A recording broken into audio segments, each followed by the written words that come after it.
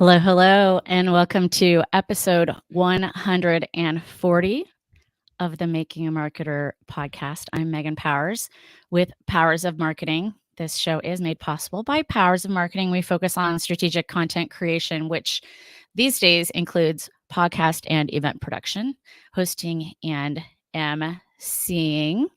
It is January 2nd. We are recording this live. So thank you if you are joining us on the live, or if you're watching on the replay, or if you are listening on the podcast. We really appreciate you being here. I just note, I've mentioned this before, but we want to hear from our listeners. We do have a little listener survey. It's super short. It's linked to from our every one of our episodes now in the footer and in the notes, and then also on our webpage, which if you didn't know is makingamarketerpodcast.com. And I want to say hello to my good friend Jen. Happy New Year, Jen Cole. Happy New Year, Megan. 2024, baby. Let's go. Whoop, whoop. This is kind of funny. Yesterday, my childhood home, and you might have seen me post this on the socials. The address was 1124, and so yesterday was 1124. It was 1124. Oh, I love when your numbers like align. It's always so much fun to hear about that. It's really cool. 1124 1124. Yes. So nice. Anyway, it's just kind of fun. I messaged my siblings about it, and they're like, "Oh, that's funny, weird." Like some of them took them a minute to get it. So, but I hope you had good holidays. I did. I had a really great holiday, really nice break. And what about yours? It was good. It was nice. I mean, like you, my team broke my heart on Christmas Day, but what are you gonna do? Yeah. It is the cross we bear, but I am pretty excited that we got the 1 seed in the NFC. So I just have to say that. It's been a hard time. It's been a rough season. It's been a weird season. Yes, it has. Great, but weird. Yes, for sure. All right. Well, I am super pumped to have our guest on today, who is a friend of both yours and mine. We also both worked with him previously. And he has been a podcaster for more than a decade. We had him on to talk about podcasting on episode 40. So 100 episodes ago. We did that also with Jen Herman on accident. Exactly 100 episodes later, we had her on again. So I want to welcome to the show our friend, Erik Fisher. Yay. Hello. Hey, Erik. Hey, thanks for having me. Jen Herman's good company. So, hey, I am very honored to be paired with her in the duplication of the numbering. So all good. Actually, I think we might have done that with Stephanie Liu too. So very well. There you go, Stephanie Garcia. I guess Stephanie. Yes. Garcia. Oh yeah. We'll edit that out. All right. Well, and we had Erik on before to talk about podcasting and how to market a podcast. I saw him at Podcast Movement, and I thought, wait a minute, like we have a podcast. And we never talk about podcasting. And so that seemed like the perfect thing. And you hold the record of the 4th most downloaded all time. Thank you. Thank you. I guess that's what I say. That's awesome. That's awesome for you, your show. It's your downloads. I'm just there. Right. We'll love you. Also, our most downloaded shows are, from like 2018, 2019. It's crazy, and it's still hold on. Oh, except Dan Gingiss. Dan Gingiss has 2 in the top 8, I think, and one of them was I think more recent than that. But rightfully so. He's awesome, and he's continually doing great stuff. So yes, and I might have him as a keynote at one of my association events, our conference that we're putting on, which is pretty exciting. So, that's exciting. All right. Yeah. So I want to read Erik's bio. Erik Fisher is the producer and host of the Beyond the To-Do List podcast for more than 11 years. He has talked with productivity experts as they share how they implement productivity strategies in their personal and professional lives. His mission is to explore all aspects of productivity as a means toward the true end goal, living a meaningful life. And cheers to that. And I said, like, I shared it on, I didn't put it on my business page today. I put it on my personal page because I firmly believe that anyone who listens to this or watches this will benefit from what we talk about today. And having said that, I know that we're not going to go nearly as deep as we need to go with it. But I am looking forward to learning from the Oracle nonetheless. So, Jen, why don't you kick us off? You bet. So, as Megan mentioned, and as we all know, it's a really timely topic right now. As the new year is, we're day 2 in the new year into 2024. Time management can be a weakness for so many of us. So let's start with how you actually track your time. We'd love it if you would kind of share with us about your podcast and what was the motivation behind the type of show that you decided to do. I've always wanted to know this. So I'm really excited for this answer. Okay. So let me see if I can do the superhero origin story of the podcast real quick here. Summer of 2005, I'm sitting there in my cubicle at a data entry job, and I am typing away and I'm listening to music on my iTunes, as it was known then, on a Dell computer with a big tube monitor, although it probably wasn't that big. And a pop-up comes and says, iTunes has an update. And I say, all right, then I get a break. So I hit update, I go use the restroom, I grab coffee, refresh, sit back down, and I get in to get started, and I fire up iTunes again, and over on the left, it says podcasts as a tab. And I'm like, what is this? And I click in and I discover podcasts. June, I think, of 2005.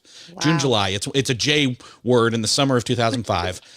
And I'm sitting there and I'm like, oh, these are radio shows.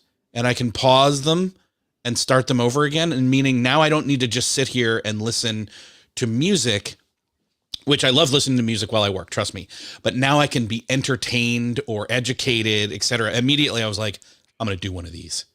Now this was 2005. My first show was in 2007 with a friend of mine, and we did a comedy show. A lot of people don't know that.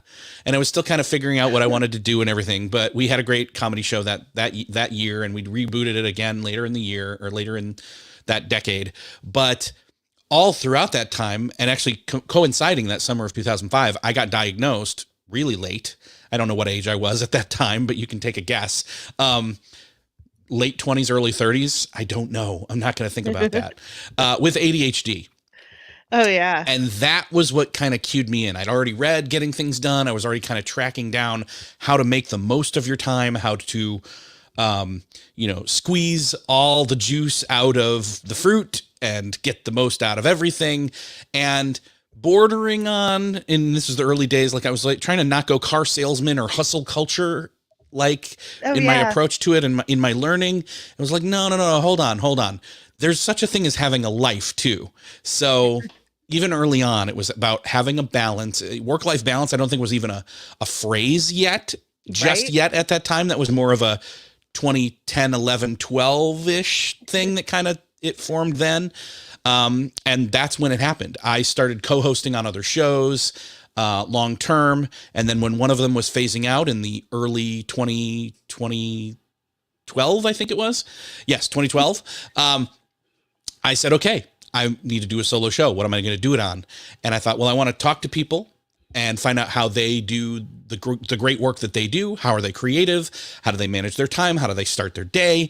What are their routines like? All these great comments, questions, thoughts, these topics. And it hits me, oh, this is like a productivity show, but it's beyond the to-do list. And as soon as I said it, I had my title and I knew, oh, well, now I just need to write down who the people are and the topics I want. And I started mapping that all out, and I had a good, I probably had a good almost year's worth of potential content, whether it was a person or a topic, to already sitting there in front of me. And I just needed to start and plug and play and put them in order.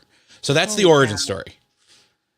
That is so fun. I love how it just kind of like flew out of your brain beyond the to-do. And then there you go. That's like so perfect.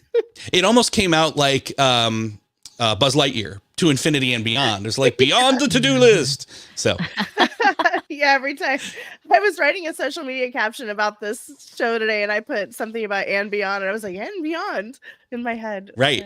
Yeah. Oh, that's funny. I don't think when we were talking about your show, when I when you told me you had it, it'd been 7 years, and I was like, 7 years, what? And now here Jen and I are in our 7th year. Oh my gosh. It blew my mind. I couldn't believe. Well, and plus I knew you, and I didn't know that you had been doing it. So you're like, oh yeah, like you're an OG.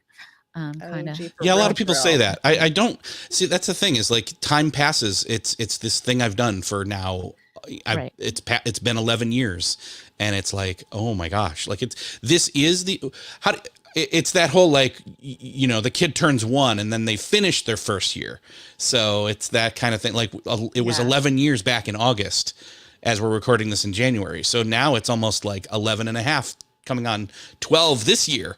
Gosh. Oh my gosh. See, and that just hurts my brain, but that's what we're talking about is like time and the, perception of it and how to be aware of it and, manage it and do the most with it while not getting hung up on it. That's a tricky subject. Yeah. Right. Well, and with each episode, it's built on itself, right? Like you are now an expert because you've talked to so many people. You have like insights to give to your guests that they hadn't even thought about, which is, I hope we do that on occasion with our guests. Yeah. But, in listening, I just listened to a couple of your recent ones. Well, one was a redo with Gretchen Rubin, or like a revisit, I should say, yes. Of one you previously recorded. But I love her, and so anyway, but with her, and then with I forget Charlie. I'm blanking.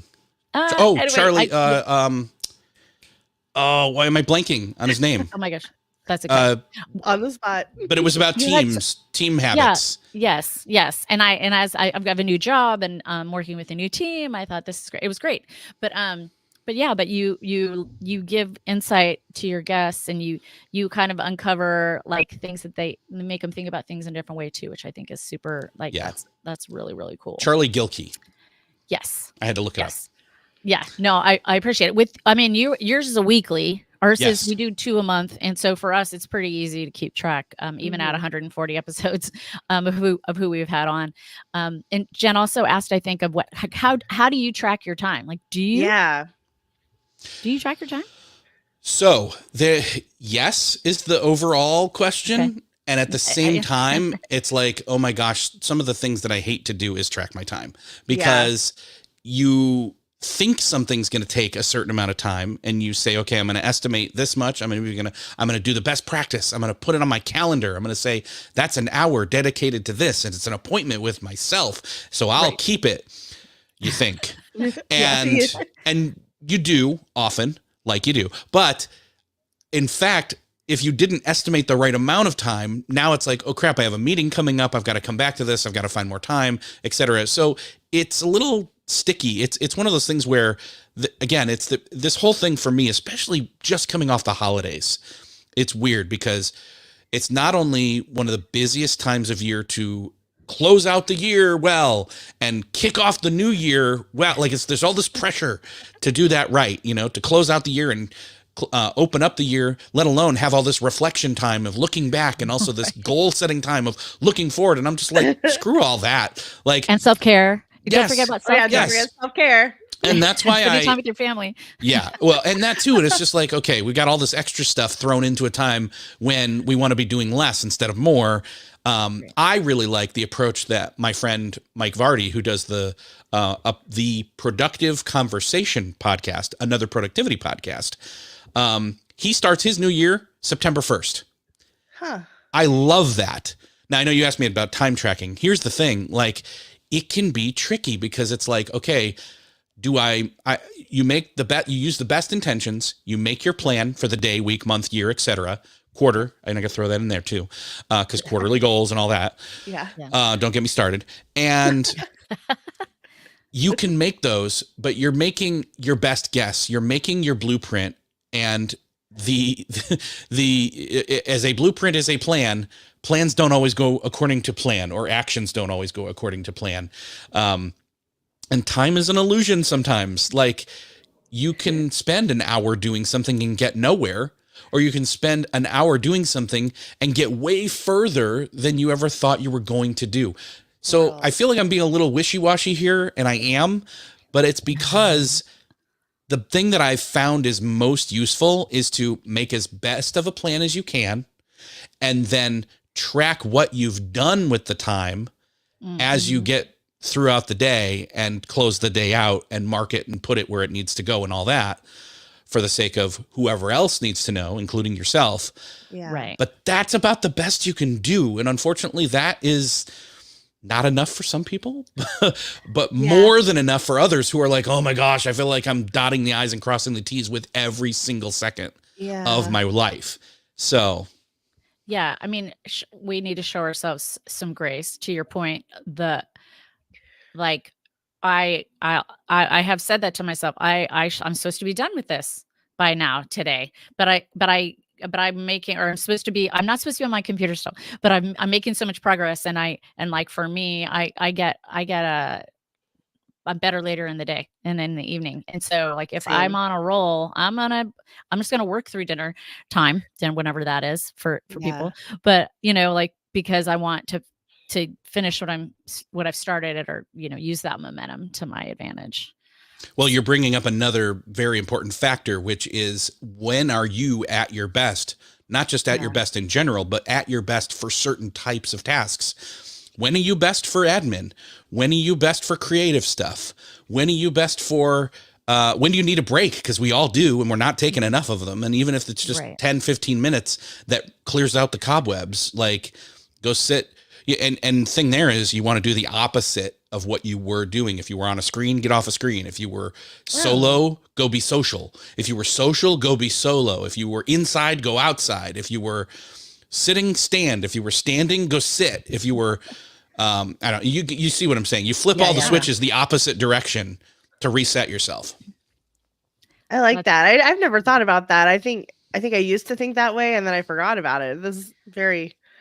Oh, that's helpful for me. That's a long list of awesome. It's why I was at my standing desk before we started recording, and then I made it sit, because it's like, I'm going to get all my energy, and then I can sit, and I'm not going to be standing and like antsy and whatever while we're talking. So right.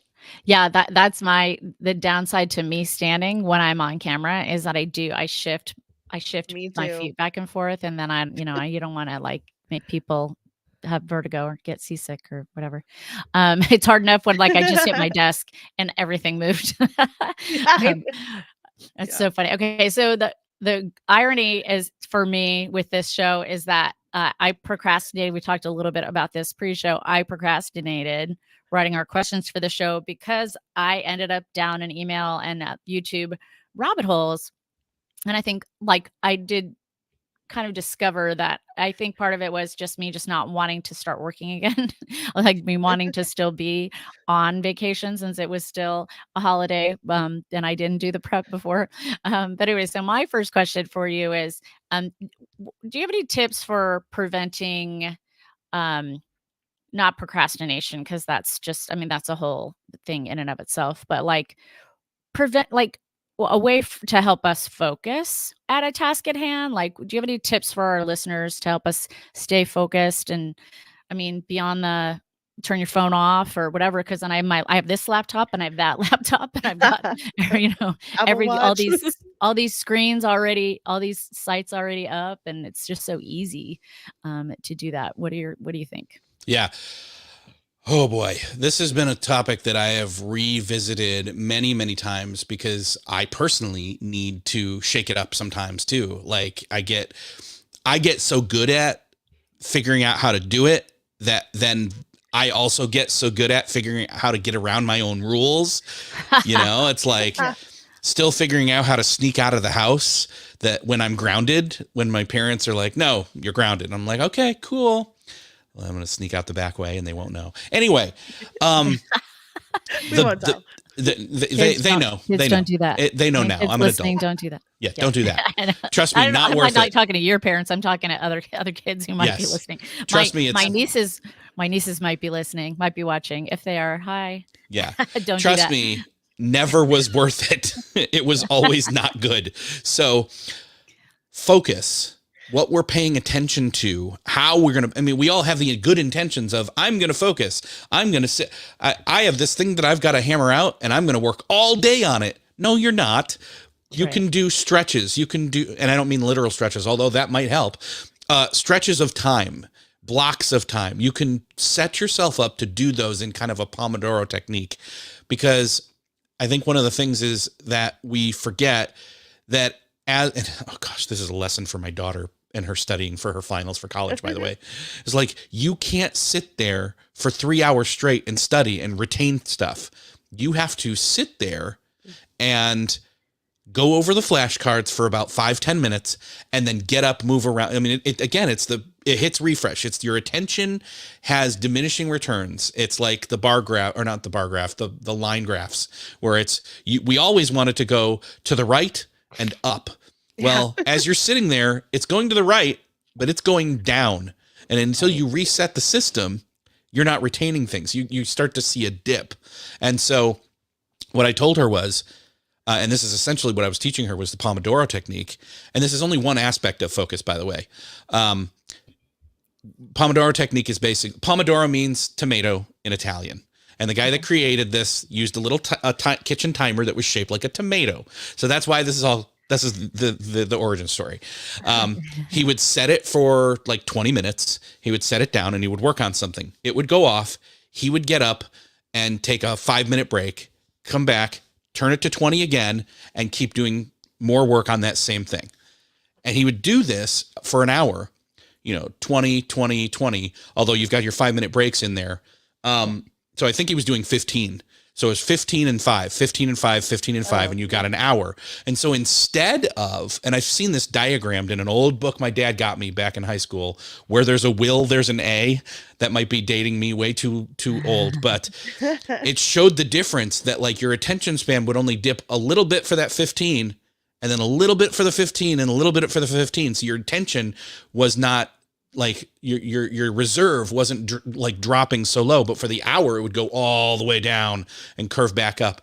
And so it's almost like you studied 3 times instead of once in that hour. And so by treating your mental and, for that matter, emotional and physical energy as a resource that you need to be careful of and tend to, and that's where these breaks come in, where you go flip all the switches for 5 minutes and then come back, you get way more done. And you're just like, okay, boom. Now here's the thing. That's one aspect. We're talking multiple screens. We're talking distractions. This is where your workspace comes in. And I will say, my desk is dirty right now and not good. Like there's a water bottle, there's a mug, and I'm not going to go list it all off because that would be a distraction. But you have to kind of ritualize, okay, at the end of the day, I clear off the desk, I prepare my workspace, I'm passing the baton to my future self, and then they can grab it and run with it too the next day. It's all about, going into do not disturb mode. It's about it's about using the machine, whatever it is that your task at hand. And this, it's like, for me to be creative, what do I need to do? Well, I have to have my email tab open. I need to have that. No, you don't. No, that's the opposite. If you are checking on people pinging you, whether it's email, text, etc., like you've got to put and thing is, this is where Nir Eyal's Indistractable book comes in as an invaluable resource. I think that was like 2019, 19, that came out. Still find myself going back to that, revisiting that, figuring out, okay, checklist. How do I make sure that I am blocking out the distractions when I need to, and then indulge in them when I don't need to block them out? Check in. Like you can't just shut the world out for a day. You need to, and there is an emergency. You're going to have your do not disturb set to where key people can get through if they call you twice or if they text you or something like that. But so that's a long way to say it's not just about your focus and your attention, but it's also about your space. And there's a lot more we could go into with that, but yeah, fully. Well, and you just saying that made me think of last night, for example. I could have, rather than feeling like the daunting task of having to create the whole show, I could have chunked it for myself, right? I could have been like, okay, I'm going to start with I'm just going to get one question done. And then I'll give myself some time to watch the football game, which is what I was mostly what I was distracted by last night was the Sugar Bowl, and then come back to it. And I kind of did that, but then I got on a roll because I was like, oh, and it made me think of something else, and then it made me, and so I kind of did that, and then I was like, oh, and it's done, and that's the thing, right? Most of the time, Erik, we get like so in our heads about something, and then when we do it, we're like, oh, it was so much easier than I thought it was going to be. Why didn't I just do it? It's like literally just start. Just say it's like take the baby step, and then the baby step kind of starts the snowball, which is really nice. Well, that's what I found with the Pomodoro is, okay, I think that like, if I say I'm going to start to finish this, whatever it is, fill in the blank here with a part of a project of sorts that you have, I'm going to dedicate an hour to it. And I'm going to do 15, 15, and 15 with 3 5-minute breaks, breaking it up. What you'll find is that you'll maybe get the whole thing done in 2 of those slots instead of 3, because you freaking just started finally. And the first thing that you thought was going to take 15 minutes to do with your first chunk took 2, because you finally sat down and said, okay, I got to do this, this, and this. And you do it, and then it's done, and you have momentum, and you're like, oh, geez, I feel like an idiot for putting it off and procrastinating on it, because I felt like, again, it's that perception of how big and amorphous the blob of the task that's part of a project is versus how quick you can actually check that thing off. Right. Yep. That's so true. I'm going to probably have my teenage boys listen to this episode for sure to help with them homework management. So we were kind of touching on this a minute ago about, but time management is all about productivity, like what we're talking about right now, and kind of trying to create maybe a momentum effect or whatever works for you. Productivity is at the heart of your podcast, and it's what, it's a lot of what you talk about on a regular basis. Do you find yourself constantly reevaluating? I know we were touching on that a minute ago, but how you do things, or are you like dialed into the exact same thing that you've been doing for years? And if you're not constantly doing it, do you regularly look back and reevaluate every once in a while, like going into this year, extra, new processes going into 2024 that you may not have tried before? Yeah, you probably wouldn't be surprised at how often I just revive something that used to work and then slowly over time didn't. And the only reason it didn't was because either that season of life changed over time, or that literal season of the year made it then defunct. Like everyone was home all summer and I'm home working also, and suddenly everything's out of whack because everybody's home and I'm not, and I am too. And so it's like, okay, I got to get out of the house. I'll go to the local college and go to their library or student center or whatever. And so revisiting things that did work, like for example, I'm not necessarily an early riser or a late, a night owl as it's traditionally known. But certain seasons of the year I am. An early riser, I should say. I hate staying up late. It wears me out. I'm done. I'm just done, And so that's the thing, is like being able to have some sort of catalog of greatest hits of things that have worked in the past. And honestly, just knowing over time, okay, seasonally, this is what it looks like. I talked earlier about holidays. From about Thanksgiving through to about mid-January, I kind of want to do less, and I think that should be okay. And I'm saying it's okay, but at the same time, that doesn't necessarily mean it's okay for people that I work for or work with. And so it's, how do you accommodate that? Well, you try to get as ahead as you can prior to then and batch stuff and all of that. And even kind of say, okay, come January 9th, 10th or something, what needs to be where and how? What can you do now to kind of hustle a little bit? But I do not subscribe to hustle all the time. Hustle culture, up at 5 a.m. every day, do this. And I've gotten, 4 hours of work in before, the East Coast is awake, or the West Coast for that matter too. And I'm just like, no, that's not sustainable. But what is sustainable is to have a sprint. You can have a sprint.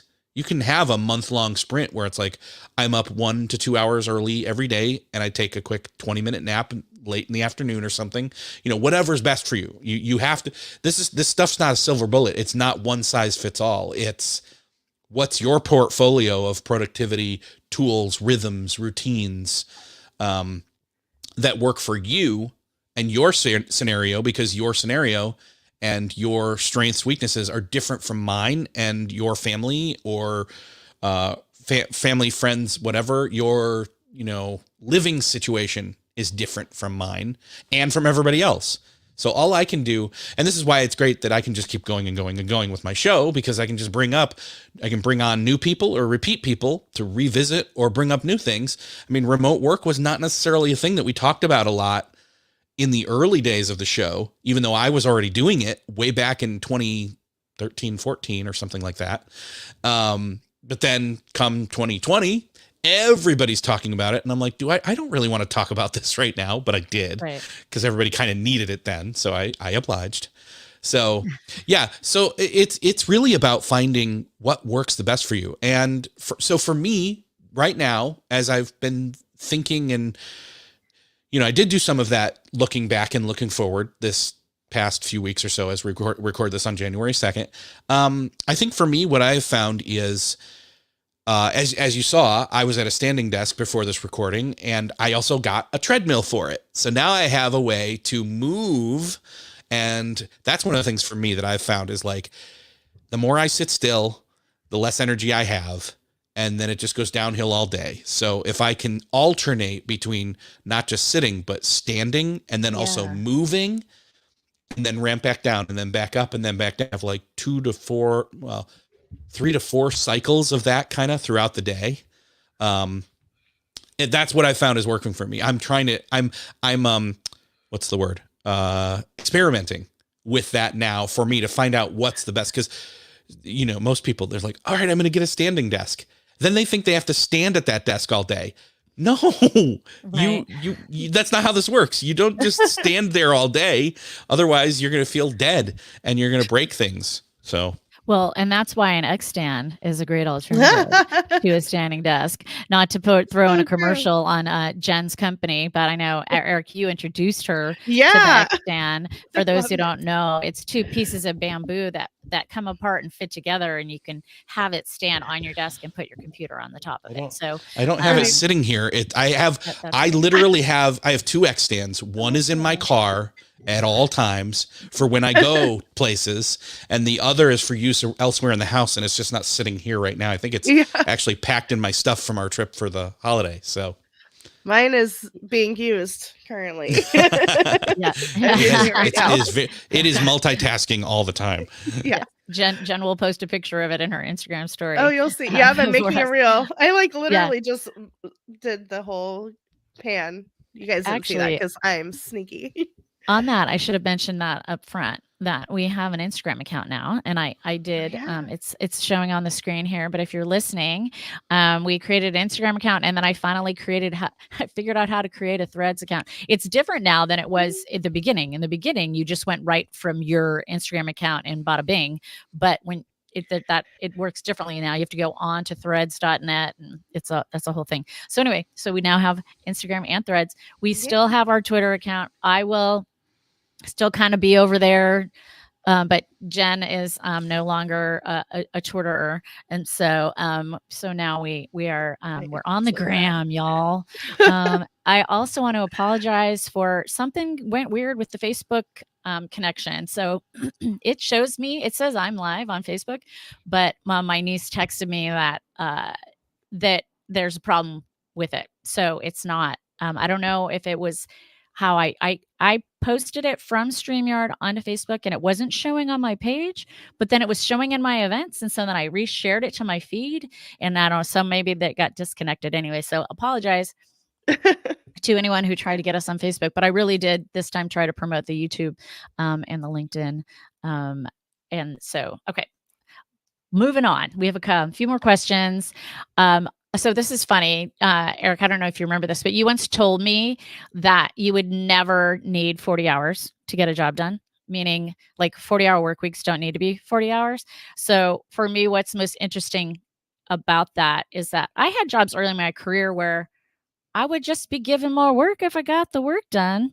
And so I kind of depends on what kind of role that you are, and especially now in this remote work environment, it enables you to do a full-time job, the job at hand, right? That's full time. Do you think that helps you do it more quickly? And have you had this discussion with your employers about how long it actually takes? Because we've said before, right? Like on a contract job, you're not getting paid for the 2 hours it takes you to do something. You're getting paid for the 10 years you learned how to do it that quickly. And so that kind of things are kind of don't really intersect. But what are your thoughts on the 40-hour work week, I guess, is the moral of the question. I have a couple different thoughts. Let me start with that. Let me fold back in on the time tracking thing, because for people who are working with or through agencies, sometimes clients pay for a certain amount of hours. So you do need to track so that their hours get tracked correctly, right, based on them paying for those hours. Now, that said, often things do, here, let me give you a Star Trek example. Scotty, we all know Scotty, beam me up Scotty. He at one point revealed his secret, which was he'd always tell Captain Kirk that it was going to take 5 hours to do something, so that when it only took him 3, he looked like an amazing engineer. Rockstar. So I'm not suggesting we do that, but it's kind of like that. Keeping that in mind, it's saying, okay, well, first off, I mean, one of the things that we noticed, I mean, let's pull out all the dealing with extra distractions and the new dynamic of remote work. Most of us were dealing with, even those of us that have been doing it for a very long time, in 2020 through to now 2024. Remote work was new to a lot of us, or at least remote work in the way that we were forced to do it at that time was new to us. One of the benefits was the commute was sucked out.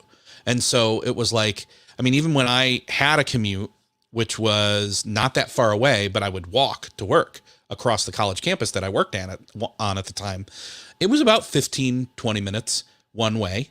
And then the other, well, that's about an hour. I mean, if you think about it, it's almost an hour right there of time that if I don't have to leave that early and I've already jumped into my email and put out, 1, check for fires, 2, put any out, which usually there's not. Let's face it. We check for fires that aren't there. But if we have a checklist and we're like, okay, boom, boom, that is another show. But if we are marketers, especially when we're talking about dumpster fires, but that's a whole other thing. Yeah. But if you think about it, like there's a lot of those things, and then lunch breaks, for example, like the whole eating at your desk thing that you're supposed to not do. Well, if you're already home and your kitchen's just down the hall and et cetera, like it's like you're saving all this time. And yes, factor in the flexibility of people popping into your door because you don't have a sign, you forgot to put the sign on, say do not disturb, et cetera. It's that give and take, it's that flexibility. But I really do think that if you can get into a mode like we talked about earlier with some of the focus stuff, the procrastination, the distractions. Is that my Wi-Fi? Oh, that is my Wi-Fi. Okay. You sound fine to me. Everything looks good over here, so I'll just keep going. Edit. And what was I saying? So were we talking about remote work? Was that the whole point? Oh, with the time. Okay, let me start over. So the whole point is that yes, we probably can get more done. It really is a living out of that principle of you block out an hour for studying or whatever work, or you do the Pomodoro technique and only use 45 minutes of that time for actual work, but 15 minutes for break, and it refreshes you and it kicks you back up and it boosts your momentum. And it's like, which would you rather do? Work for an hour or work for 45 minutes? And the 45 minutes gets you more done than the hour. So yeah. It's kind of living that out, but across your day and your week. And so I really do think like when people talk about the 4-day work week, they're onto something. Yeah. I think you can, I mean, think about it. When you're going on vacation, you rush through stuff and you get it all done anyway. And so if you just figured one extra day, I mean, there are studies out there, like with a company that I have a partnership with, Blinkist. They did they enacted a 4-day work week. For the most part, everybody took Fridays off. Yeah. And and it really bore some really great results. Like no less work got done. It all still got done. And in fact, and then people were more happy because they had a 3-day weekend every single weekend to recharge. Yeah. It's never a bad thing. Never a bad thing at all. My Wi-Fi went out, so it's all good. Nice to see you guys again. I just tethered to my phone. So at first I was like, I thought it was you. Of course, you always think it's the other person, right? And then I'm like, oh, it's mine. It's mine. So I'm sure that your answer was so awesome. I'll hear it on the replay. It was very relatable. Very relatable. I came back to some laughing emojis on the Facebook. Okay, Facebook is working supposedly. So okay, all right. Well, maybe it's the. Did you share it to your? Jen, did you share it to you? Okay, so maybe that's what it is. Because I went to your page to try to see if it was there, so I could reshare yours, but it wouldn't let me. Anyway, rude good stuff. All right, Jen has the next question. Yeah. So, all right. All right. So we're gonna wrap this up. We all love having some helpful tools at our disposal. So, can you share with us, our listeners, and our friends out there, what tools or methods you recommend to track time and to stay productive? What are you using these days? So one of the things that helps me, that is like one of the least distracting possible things, and I'll give a digital version in a second, is big old legal pad sitting on my desk, analog, so that I can just write it down and write how long it took and what I did and all that, just so that it's right there, ever present, sitting there right at the desk. And it's easier for me to then scan the day and flip over to the next day, etc. Nice. So I've got it all there. That's a good start, because we're using digital a lot more than we probably should. There's pros and cons, trust me, like digital syncs across all devices, and that's great. Yeah. But maybe starting with analog will help. That said, there's also a great digital tool, Toggle. I think it's togg.gl, or I don't know, you'll be able to find it to share it. Mm-hmm. That's cross browsers, cross platforms. You can just press a button, write a thing, and it's tracking it. It'll even, like, if you've left it going for 5 hours, it'll be like, did you mean to leave me on for that long?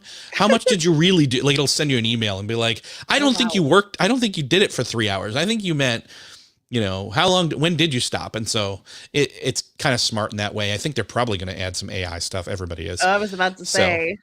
So yeah, there's that. And then the other key piece, and I think this is really helpful for a lot of people, is I use brain.fm to tune my brainwaves in to the task at hand, whether that's focus, whether that's admin work, etc. I even have like a code, or not a code, it's a link. It's like beyondthetodolist.com/brainfm. And you get like 20% off for an entire year, something like that. And what it does, I mean, basically you put it, I open it up in a completely separate browser. So it's just playing, and it's got all different kinds of music. There's like kind of, you see all these things all the time where it's like Spotify playlist for productivity, lo-fi beats and all that kind of stuff. Yeah. This is that, but with science behind it and underneath it, underpinning it, where it uses certain like binaural audio hidden inside the music, almost like that Saved by the Bell, where Zach Morris has the subliminal messages inside of the music to teach, to get everybody to do what he wants to and hypnotize them. Kind of like that, but in a good way. It gets your brainwaves attuned to a certain thing, so that your fight or flight, like your I just find when I put it on, it gets me focused quicker, and it gets me distraction free quicker. And then I'm able to get in the zone and stay in the zone, or the flow state, whatever you want to call it, much faster. And so that's really helpful with the Pomodoro, etc. Bella Vasta told us about that before. And in my mind, I love that it's web-based, because for me, if I have something else on my phone, is something else, I go to my phone, and then like my niece who's watching with her girls, she said yesterday, she goes, do you ever go on your phone and then you never actually do the thing that you were going to do when you picked your phone up. And I said, Constantly. All the time. almost every time I pick up my phone, I go to look for something in Facebook, and then I've got notifications or whatever it is, 100%. But yeah, so having that on browser that's really good to know. I'd be totally into that. Yeah, that's why I do it on the browser at the desk on my laptop here that's then connected to my whole like monitor and rig and stuff. However, I do have it on my phone. I will say a mutual friend of all of ours, Jeff C, and I has seen me like when we're at a conference, like I'll put it in my earbuds, have it on my phone and lay down on the bed and like take a, you know, there's a sleep mode to it too, where it like relaxes your brain faster or there's even meditation settings and stuff. So it's so multifunctional. It's not just for, I was going to say it's not just for productivity. That's wrong. It is for all aspects of productivity, rest and meditation and focus and admin and even re-energizing. And you can download tracks like to the app on your phone, etc. So I love it. I've been using it for 7 years now without fail. So nice. That's a good tip. Awesome. Yeah. Very Love it. good. All right, cool. So we have a standing question we like to ask all of our guests, and this is where we all let them in on how to recover from a challenge we've experienced. So what's one business challenge that you've experienced in your career, Eric, and how did you overcome it, or what did you learn from it? Well, I'll say this, that one of the things that I think I'm even, again, isn't it funny how the same struggles come up in different, they morph into new things. It's the same thing. It's just, you didn't realize it. And so one of the things for me, and I've had to do this multiple times, is how do you make the show that you're making interesting, not only to a listener, but to yourself again? Like, how do you find, revisited passion, energy, focus, interest in it all over again? And it's going back to the basics, going back to the roots. And this is something that my friend, who's my editor, brought up to me and was like, he called me out on it. He said, "Hey, this past year seemed like you did a little bit of autopilot here and there." And I'm like, "No, you're not wrong." And we've been friends for over 20 years, so he can say that to me. Other people, yeah, get out of the way. I don't want to hear you say that. But he did. And I was glad he did, because it got me thinking, it was time for me to hit another refresh in terms of going for another, I don't want to say like tier, but just either bring guests back that have already done really well, bringing in. Yeah, there exactly. You go. Here we are. Exactly. There you go. You're showing me it works.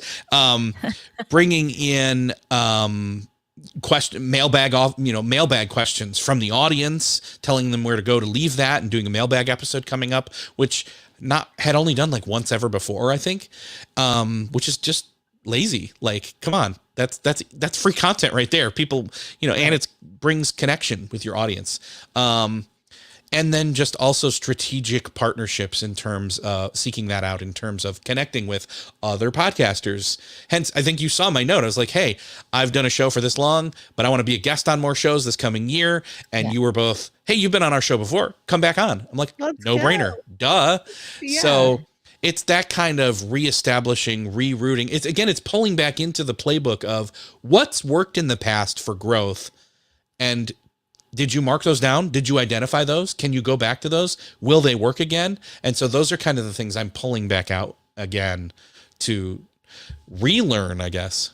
And that, overcoming that challenge of just, okay, one of the things I need to do is grow my show again and continually doing it, not just by marketing, Right. but by creating good stuff. And so revisit that too.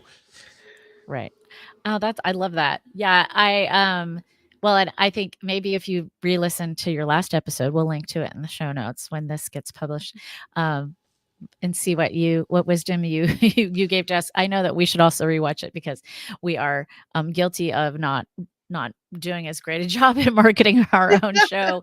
It's about marketing, as we should. So, and I knew we just barely scratched the surface, and here we are 50 minutes in, and we have to wind the show down. So I'm so sad, but thank you, Erik, for being with us again. And let's try to have you back in fewer than 100 episodes. For sure. Yeah. Hey, anytime. Honestly, I could you can come up with all new questions. I can have all new answers come this time later this year, mid-year or something. I don't know. Yeah. Wild. Well, I mean, Seasonals. that's the thing. Yep. Yeah. You're learning from your 4 times, 52 shows a year is a lot of shows. Like it's bananas. Yeah. Well, there's a to us, reason that 'cause- I picked 2 favorite shows from this past year that I really thought kind of really needed to be revisited, and put those out these last 2 weeks so that I could kind of, 1, have a little bit of breathing room, but 2, really spend some time with those 2 episodes. I thought those were really good ones to revisit. So Nice. Very much. Yeah. And I shared one. I will share the other 2 that I listened to between last night and this morning. So thank you so much for being with us. And thanks, Miss Jen, as always. Well, yeah, and thanks to you. This is always a Happy New blast. Year. Happy New Yeah. Year. And thanks everybody for watching the video, watching the replay. I know this is it was a hard day. Like I thought about it. That should the first day back after Christmas, after holiday break, should we really do it on this day? How many people will we get live? We had actually quite a few people on the live, and we know the magic is in the replay, but I wanted to stay on pace and get our next episode recorded. And I really want to stick to doing every other one live, because I think that it's adds such a different dynamic to what we're doing. So, all right, friends, thank you for watching. Thank you for listening. This has been episode 140, and we will catch you next time.